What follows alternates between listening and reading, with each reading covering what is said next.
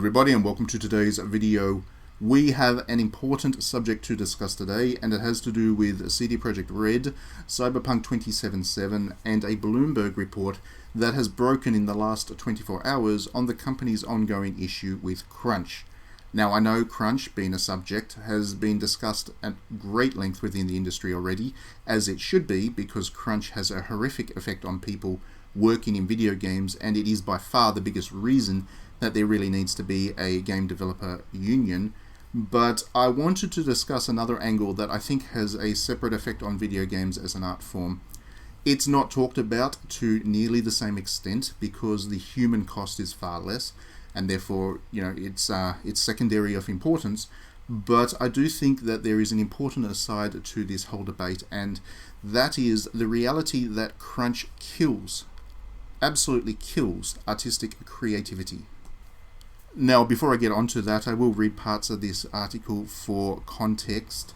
I will also link to the article in the description below the video, and I do recommend you check it out, because while it is perfectly fine to be very excited for Cyberpunk 2077, and it's going to be a very big game indeed, it is important that you know the context within which the game was made, and that article should be important. You should definitely read it.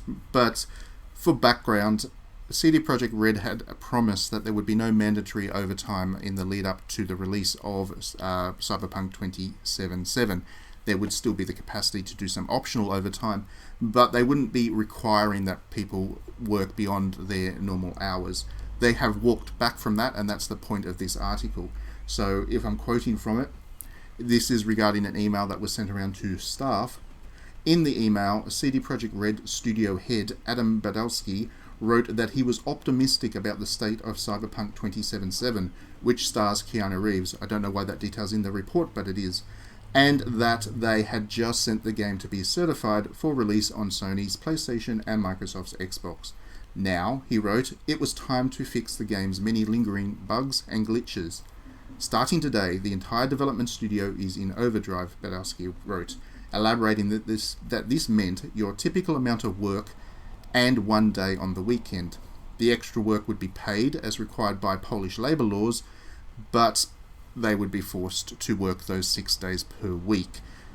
In a sense, I guess it is better, because other video game studios don't pay for that kind of overtime, so at least the staff are getting paid. But that is really kind of beside the point, and the real issue with crunch is the exhaustion that it causes, the tiredness, the lack of connection with family. A lot of game developers are young, they have young kids, they have family commitments, and all of that gets pushed to the wayside when crunch becomes mandatory. So these kinds of human costs are the big deal with crunch, and this is what is often talked about with regards to crunch. And once again, I fully support everybody who is critical of crunch culture and the desire or the need to have game developers unionize, because these are very important things. And I just want to re-emphasize that in the context of this video, I'm certainly not suggesting what I'm about to talk about is in any way more important than the real topic, which is discussed at length by a lot of other people. It's just that, that conversation is so well ingrained that in such a solid state that people already know that those arguments are there. This topic that I'm talking about, I don't see talked about anywhere near as much. So video games are in theory an art form, and that is something that we all like to agree on. It is certainly something that we get upset about when somebody suggests that they're not an art form, and I personally try to live by that. I have set up this YouTube channel and digitallydownloaded.net to really advocate for the idea that video games are art forms, and I've written a literal book called Game Art, so I definitely believe this, and I definitely want to advocate for that position, that video games are art. But in this industry, we often come across this issue where we don't live what we say, and while we like to acknowledge that video games are art forms, we don't really behave like the artists, I guess, that we need to. And crunch is a manifestation of that. To be an artist, you need to be a participant in the art world. It's not just about creating art and pushing it out into the market to sell. It is also about consuming art. And I don't mean just flicking on Netflix when you get home exhausted because you've worked a 100-hour week. I mean actually going along to artistic events. A game developer should be going to an art gallery to see whatever exhibition is on at the time. They should be going to Shakespeare plays. They should be going to opera, to ballet.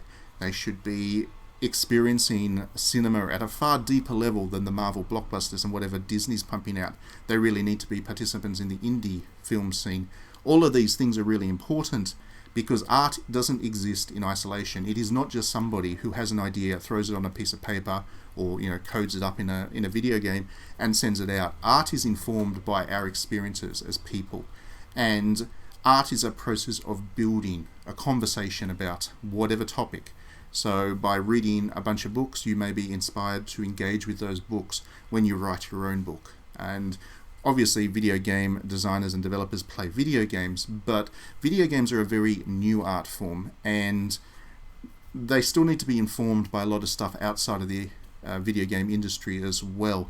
They're not enough. It's not enough for the video game industry to develop as an art form within its own space. It really needs to engage with a broader range of artistic ideas.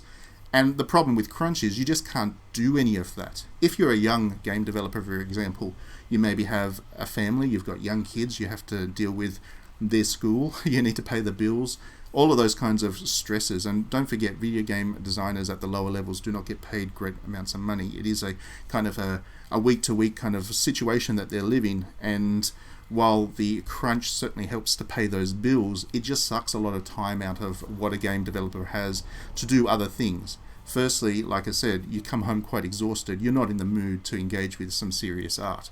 You just want to turn on Netflix and watch whatever kind of TV show is currently trending, and that's fine. There's nothing wrong with that. This is just the human condition. And once again, video games, crunch in video games, it has this huge human cost in terms of exhaustion, in terms of burnout, in terms of family stress. And that is the number one reason that we need to deal with crunch.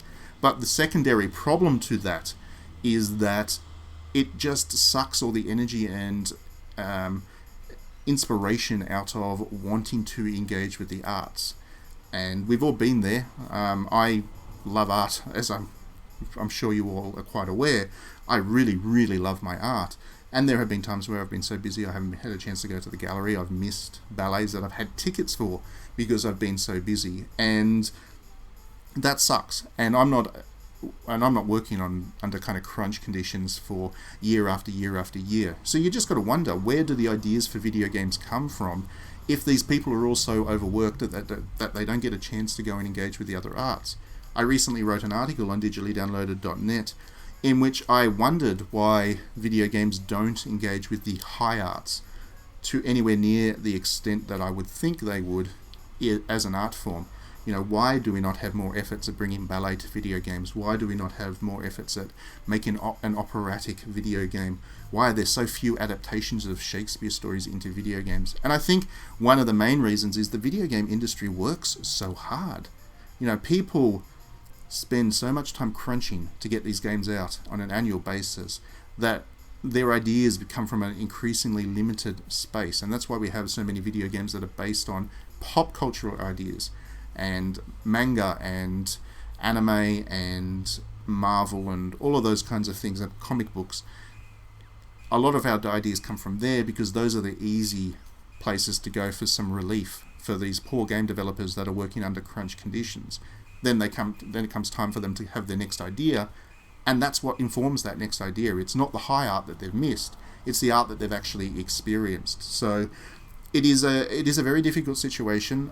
Crunch is something that we're not going to deal with until we get unions and we start to put more realistic expectations in terms of workloads and things on people. And game development projects need to be better designed, better managed, so that crunch can be avoided.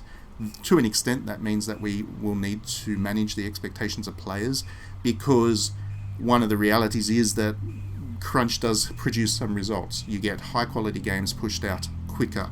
We need to perhaps get consumers used to the idea of having just that 5% shaved off the top in order to make sure that everybody's lives are better. This is in terms of production and refinement, so that the game developers' the game developers' lives are better.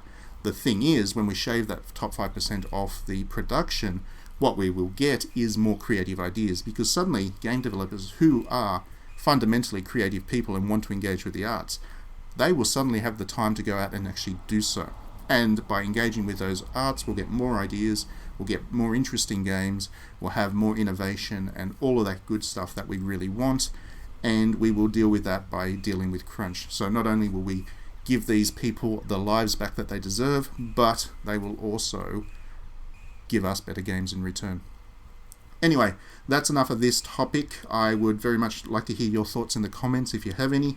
Please do click that like and subscribe button if you enjoy my videos. That way you will get them all. If you hit the little bell icon, you'll actually get a notification as well, so you will not miss a single one of them. Please do also consider backing me on Patreon, because if you can throw me $1 a month, if you can stretch your budget to that, not only will I be really appreciative of it, but I'll actually get to do a lot more with this channel, and I have some great ideas, but yeah, I've got to finance it first. So thanks as always for watching. Hope you have a great week for the rest of the week, and we will see you at the next video.